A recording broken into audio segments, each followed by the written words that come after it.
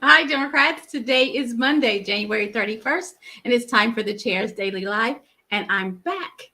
Happy Monday. So, a lot to talk about because you guys haven't seen me in over a week. We are 7 days away from the legislative session. The Oklahoma State legislatures go back into session next Monday, February 7th. And there's a lot to talk about. There are over 1,400 bills that hopefully will be heard.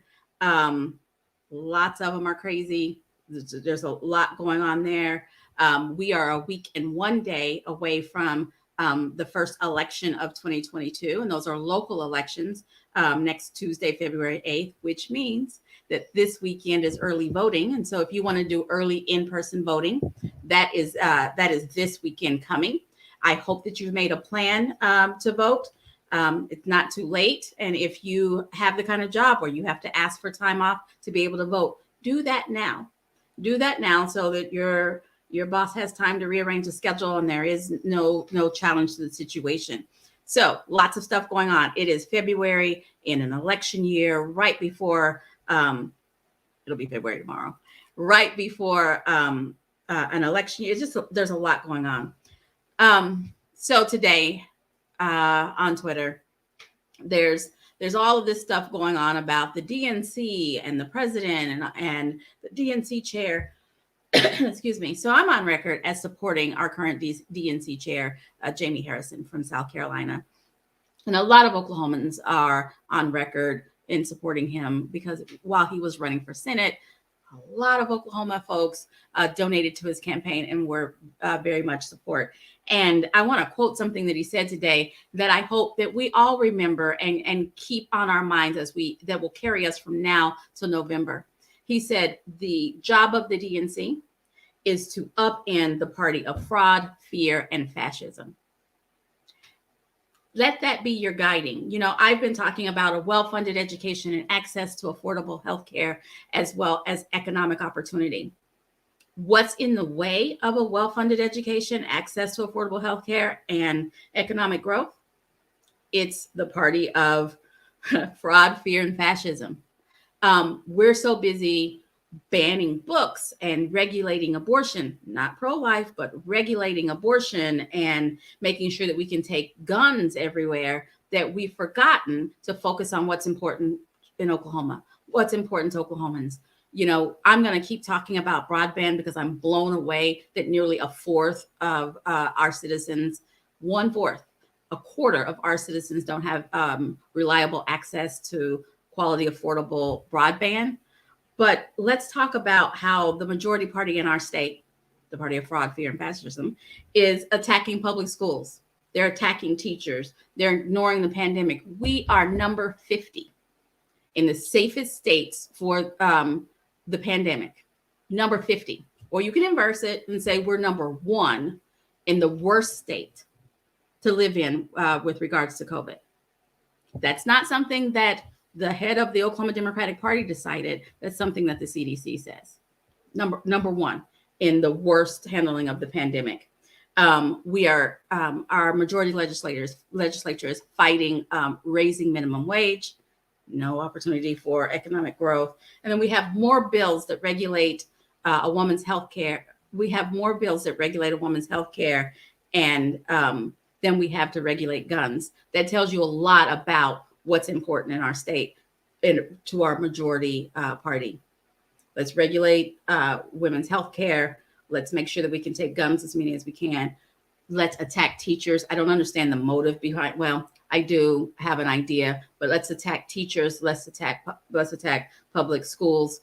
That's where we are. And we have to fight fraud because they have a legislator who is still a sitting legislator who is on trial now for fraud, fear, and fascism. That's where we are as a state. And so I thought it was like he was talking to Oklahoma. The only way that we can fight that kind of stuff, the only way that we can combat that is to elect more Democrats.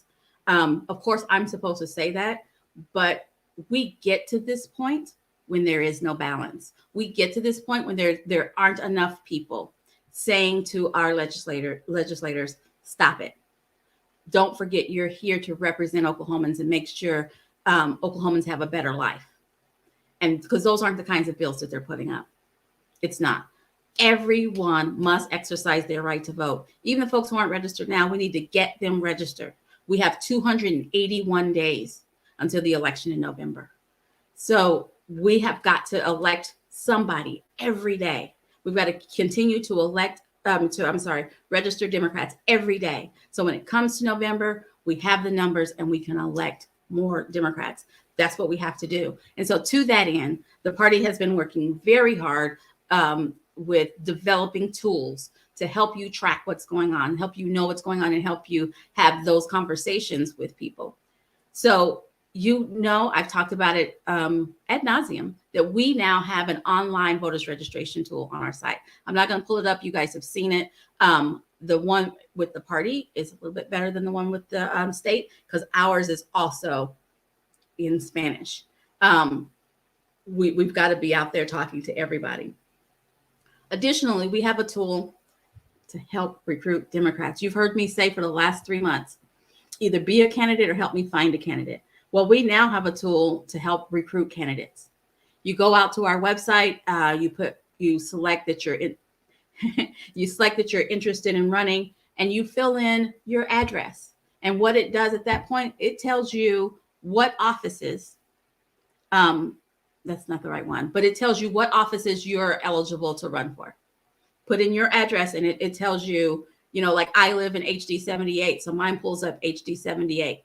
I'm not going to run for HD 78 because I have a qualified Democrat serving me and I support her. But the city council seat, the judicial seats, I'm not eligible to run for judge seats, but it tells me all of the seats that I'm eligible to run for. And so when you're talking to somebody and they think, well, I might be interested in running, you can pull it up and see what they qualify for and what they might be interested in running. So if you're thinking about being a candidate, go ahead and click on interested in running, put in your address, and it gives you ideas of what you can run for. Let me know. We can have a conversation and get you signed up. Next, we have the voter engagement tool.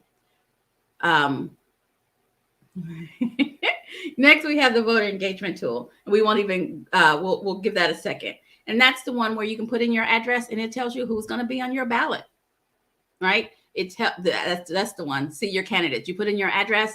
Right now, we do have a Democrat running for mayor in Oklahoma City. Put in your address. It pulls up your candidate's name, face, and then all of their links. So you're not just taking our word for it, but you can go out and read what they stand for and be more informed when you show up at the ballot box.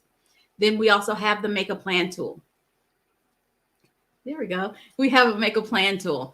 When we were testing it, I signed up and made myself a plan. I got a text this weekend reminding me that I made a plan and to make sure that it was on my calendar, which I think it's great because you're listening to me now. You may not be where your boss is, so you can talk to him about taking some time off. So it's a really great tool. Go out to our website, check that out. It's under Take Action. It's under Vote. It's under candidates. Go check it out. Sign up. Help me find candidates to be on the ballot. Don't be mad at me in May because there aren't enough people running because I am but one person. I need your help. I need your help finding people to run. You know the people in your community. You know the people that you like to see representing you in Oklahoma City and DC. Help me get them to a place where they're ready to run. All righty. Also, legislative session starts next Monday. We have a bill tracker on our website. And we have it sorted out by topics of interest. We have, guns, LGBTQIA rights, healthcare, and we have it. And so you know what bills are coming up and what bills we need to be vocal with our legislators because they do represent us and sometimes they forget. So track legislation. I want to figure out a way to more systematically talk to you about the legislation that's going up because I think it's important.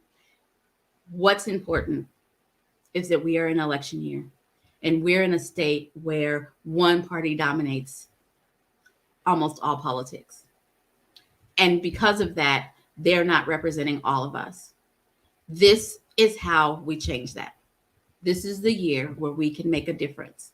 And so I need you all to get involved. I need you to register. Everybody that you come in contact with, make sure that their registration is up to date. I need you to think about who you want to represent you. And maybe it's you. Maybe it's your spouse, your brother, your cousin. We need folks to run for office. We need folks to step up and run for office. And if you don't know how to have that conversation, please reach out to the office. We will have that conversation with them. It is time to get involved. Most importantly, and this is how I'm going to end today, we need, not want, not it would be nice to have, but it is important that Oklahoma elect a new governor. Our current governor doesn't want to be our governor. He wants to be the president. Let's give him some time to go and ruminate over that. And I don't know, make sure that his bank that he got after he got elected is up and running and following the law, whatever. Let's give him some time to do that. He doesn't want to be governor of Oklahoma. Let's help him out by electing a new governor for Oklahoma. That's top priority for 2022. And currently we have two. We have two quality Democrats running for that seat.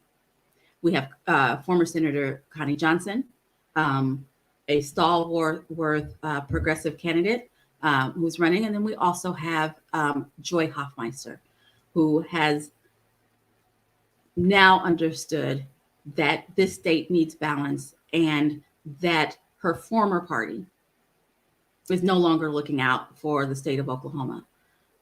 We need a new governor. You need to get, I don't want to hear about it in November that the person you wanted didn't win or that we're still stuck with Stitt, or because fair warning, you need to pick a candidate and support that candidate because we need a new governor. Our current governor has picked countless fights with the tribes that he's lost.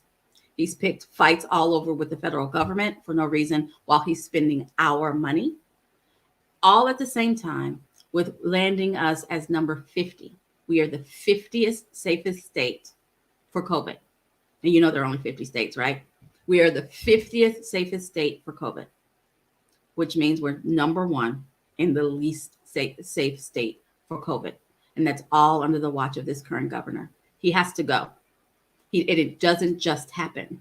We have to elect someone new. And that's what we have to focus on this year. All righty. I'm glad to be back. And I will see you all tomorrow at 4:15. Have a great one.